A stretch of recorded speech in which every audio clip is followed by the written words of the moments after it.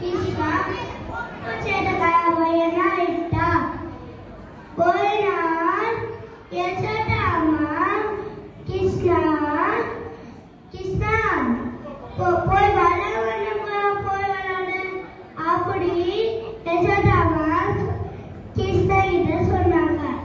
அவ கிருஷ்ணா சரிங்கம்மா அப்படி சொல்லிட்டு கிருஷ்ணா பலமன்னக்குள்ள போய் விளையாடுட்டா. அப்ப கிருஷ்ணா மண்ணை அள்ளி சாப்பிட்டா. அப்ப பலமன்ன ஓடி போய் யசோதா கிட்ட அம்மா அம்மா கிருஷ்ணா மண்ணை அள்ளி சாப்பிட்டாம்மா அப்படின்னு பலமன்னா சொன்னாங்க. அப்ப கிருஷ்ணா